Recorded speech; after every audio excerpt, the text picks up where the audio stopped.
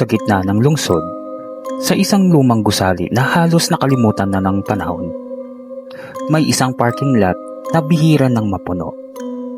Sa umaga, normal lang ito. Mga empleyado, delivery trucks, at ilang bisita. Pero pagsapit ng gabi, nagiging tahimik. Doon nagtatrabaho si Isabel. 18 taong gulang pa lang siya. Pero napilitan ng magtrabaho bilang parking attendant para makatulong sa pamilya. Simple lang ang trabaho niya.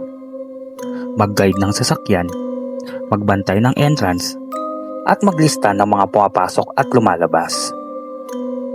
Pero ang shift niya ay mula alas 10 ng gabi hanggang alas 6 ng umaga. Una, akala niya madali lang. Wala namang ginagawa dito sa gabi, sabi ng supervisor niya habang inaabot ang logbook. Basta bantayan mo lang.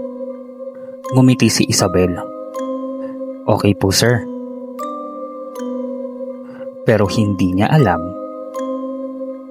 may sinasabi ang supervisor. Tahimik ang paligid. Tanging tunog lang ng mga ilaw ng fluorescent at paminsang pagdaan ng sasakyan ang maririnig. Umupo si Isabel sa maliit na booth sa gilid ng parking entrance. Bandang alas 12 ng gabi, may isang itim na sedan ang pumasok. Good evening po, bati niya. Hindi sumagot ang driver. Nakatinted ang bintana, pero ramdam niya na may nakatingin sa kanya. Pinindot niya ang barrier. Pumasok ang sasakyan. Sinulat niya sa logbook, 1203, black sedan. Lumipas ang oras, wala nang ibang sasakyan. Pero bandang 1:00 ng madaling araw, may napansin siya. Parehong itim na sedan. Palabas. Lumapit siya. Ticket po. Dahang-dahang bumaba ang bintana. Walang tao sa loob. Biglang bumukas ang pinto. Nang kusa. Napaatras si Isabel. Hello? Nanginginig niyang sabi. Walang sumagot. Biglang bumagsak ang pinto. Napatakbo siya pabalik sa booth. Nanginginig ang kamay niya habang pinipindot ang barrier. Lumabas ang sasakyan. Pero wala itong driver. Hindi na mapakali si Isabel. Sir, may nangyari po kagabi, sabi niya sa supervisor. Anong nangyari? Tanong neto. Tila walang interes. Kinuwento niya ang lahat. Tahimik ang supervisor. Pagkatapos, tumawa ito ng mahina. Baka pagod ka lang. Pero bago siya umalis, may sinabi ito na hindi niya makalimutan. Huwag kang lalabas ng booth sa paglampas ng 1:00 ng madaling araw. Bakit po, sir? Basta, sundin mo na lang. 1:00 ng madaling araw. Tahimik ang paligid. Nang biglang narinig niya ang tunog ng makina. Dahan-dahan siyang sumilip sa bintana ng booth. Nasa gitna ng parking lot ang itim na sedan. Hindi ito dumaan sa entrance. Bigla na lang, nandun. Naka-on ang headlights. Nakatingin diretso sa booth niya.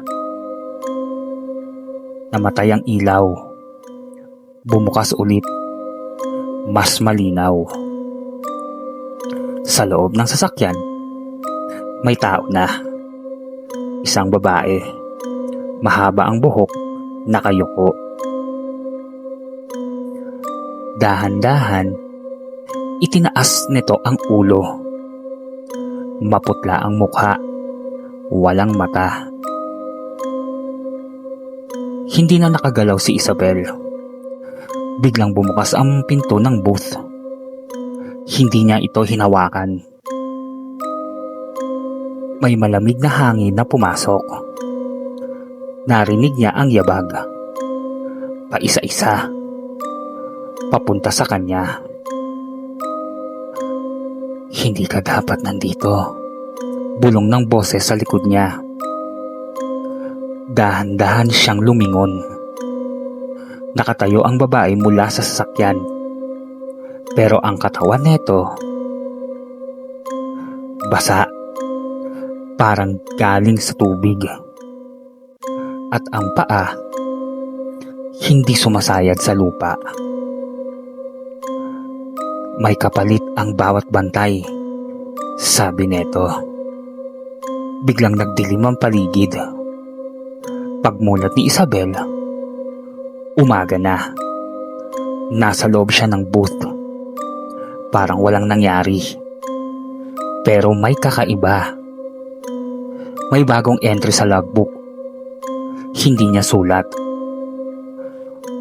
1:17 ng madaling araw. Isabel. Hindi siya pumasok. Pero kinabukasan, may pumalit sa kanya. Isang bagong parking attendant. Parehong shift, parehong booth. At bandang 1:17 ng madaling araw, may isang itim na sedan na pumasok. Good evening po. Bati ng bagong attendant. Tahimik. Dahan-dahang bumaba ang bintana. At sa loob, si Isabel. Maputla, walang mata, at nakangiti. Hanggang ngayon, kung mapadaan ka sa lumang parking lot na yun at may nakita kang booth sa gilid at isang babaeng tahimik lang na nakaupo, huwag mong kausapin at huwag kang titigil dahil baka ikaw na ang susunod na entry sa logbook.